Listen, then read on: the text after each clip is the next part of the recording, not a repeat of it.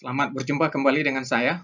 Kali ini kita akan membahas tentang membuat abstrak tulisan ilmiah, seperti misalnya artikel, skripsi, tesis, dan disertasi. Dalam membuat abstrak ini sering sekali kita anggap remeh. Nah, karena ya namanya abstrak, kita langsung berpikir, oh abstrak itu adalah untuk menampilkan informasi. Itu sebabnya orang tidak berapa peduli. Ya, kadang-kadang ditulis sekenanya saja. Padahal itu membawa beberapa kesalahan yang kita sering temui. Misalnya masalah dalam penulisan abstrak ini bisa kita temui dengan yang pertama adalah penulisan terlalu panjang. Jadi abstrak itu ditulis begitu panjang. Kadang-kadang bisa ditulis sampai 1 halaman, begitu ya, atau 3/4 halaman. Padahal abstrak yang baik adalah 200 sampai 250 kata. Yang kedua adalah tidak dapat mewakili seluruh isi penulisan.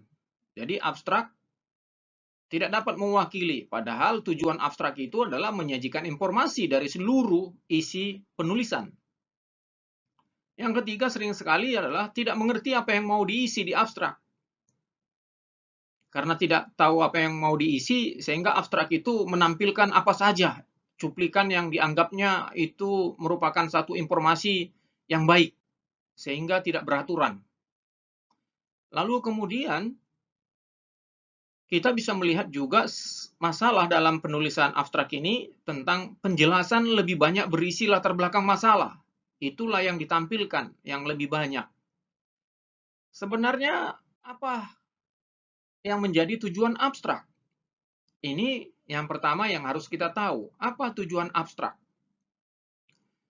Tujuan abstrak adalah untuk menyajikan informasi singkat dari seluruh penulisan ilmiah. Itulah tujuannya. Untuk menyajikan informasi singkat dari seluruh penulisan ilmiah.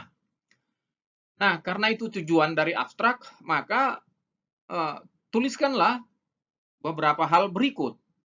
Yang pertama adalah tuliskanlah sasaran atau goal dari penelitian itu, dari skripsi itu, dari artikel itu, dari tesis itu, dari disertasi itu. Tuliskanlah sasaran atau goal yang ingin dicapai di dalam karya tulis Anda itu. Apa yang ingin dicapai? Inilah yang pertama dituliskan di dalam abstrak. Lalu kemudian selanjutnya tuliskanlah konteks atau needs yang mau dicapai. Jadi di sini kita bisa menuliskan, tuliskanlah konteks dari penelitian atau kebutuhan dari penelitian itu apa sebenarnya kebutuhannya. Jadi kita harus sampaikan di sini kebutuhan dari penulisan ini, kebutuhan dari penelitian ini adalah. Jadi itulah yang kita sampaikan. Selanjutnya adalah kita juga harus menyampaikan teori yang digunakan. Jadi di sini di abstrak akan kita sampaikan atau kita sajikan di sana teori apa yang kita gunakan, Anda gunakan sebagai rujukan atau sebagai pisau yang membedah dalam penyelesaian permasalahan-permasalahan yang ada. Jadi pakai teorinya siapa untuk membedah sebagai rujukannya. Kemudian yang keempat adalah metode yang digunakan. Di abstrak juga harus terlihat. Tuliskanlah metode apa yang Anda gunakan dalam melakukan penelitian tersebut. Masing-masing penelitian memiliki metode yang berbeda-beda. Jadi, metode ini sangat penting disampaikan karena salah metode, maka salah hasil penelitian.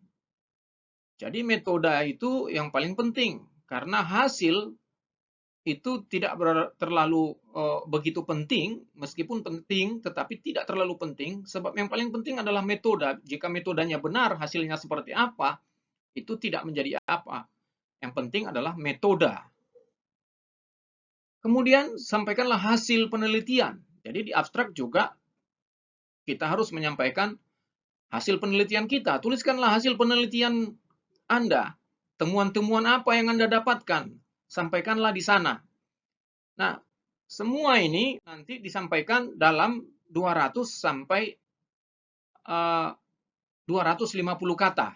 Nah, ini contoh yang saya berikan 200 kata. Ya, contoh abstrak yang saya berikan dari judul internalisasi kerendahan hatian atau sebagai jati diri Kristiani, ya, mengurai pemikiran Loren Colbert dan Albert Bandura. Jadi di sini contoh ini saya buat sasaran goal dari penelitian ini ingin mengokohkan dimensi kerendahan hati sebagai jati diri Kristiani melalui internalisasi. Di dalam rangka pengokohan tersebut, maka perlu diungkapkan karakter kerendahan hati sebagai jati diri Kristiani berdasarkan teks Kolose 3 ayat 12. Pentingnya pengokohan jati diri Kristiani ini dilakukan mengingat tantangan budaya postmodern yang dapat mengikis jati diri Kristiani seorang Kristen. Konteks. Jadi tadi goalnya, sekarang konteks, needs. Dari penelitian ini muncul 4 proses di era postmodern yang memberikan tantangan bagi kerendahan hati sebagai jati diri seorang Kristiani. 4 proses tersebut yaitu konsumsi, tontonan, tanda, citra, dan pencitraan.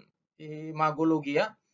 Tantangan tersebut dapat mendatangkan pengikisan identitas atau jati diri Kristiani. Untuk mencapai sasaran, dalam konteks tersebut dikembangkan model internalisasi nilai berdasarkan gabungan antara teori. Nah, ini teori yang dipakai, transmisi nilai Albert Bandura dan konstruksi nilai dari Loren Colbert. Lalu menggunakan metode. Metode penelitian yang digunakan yaitu kritik sosial dan hermeneutik. Metode kritik sosial ini dipergunakan untuk melihat gambaran sosial yang terjadi pada kekristenan di era postmo. Dan hermeneutik digunakan untuk menelaah atau menafsirkan konteks teks dari Kolose 3 ayat 12. Lalu kemudian menampilkan hasil penelitian ini memberikan sumbangsi pemikiran berupa langkah-langkah untuk pengokohan atau menguatkan karakter kerendahan hati sebagai jati diri Kristiani melalui internalisasi nilai di era postmodern.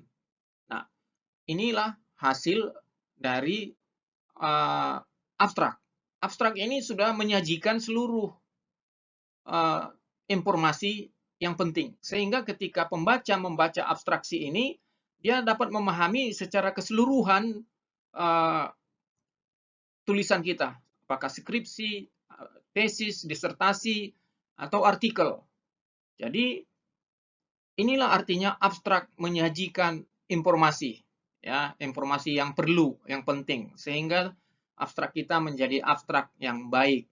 Semoga ini bermanfaat bagi kita semua dan menambah tulisan ilmiah kita menjadi tulisan yang baik.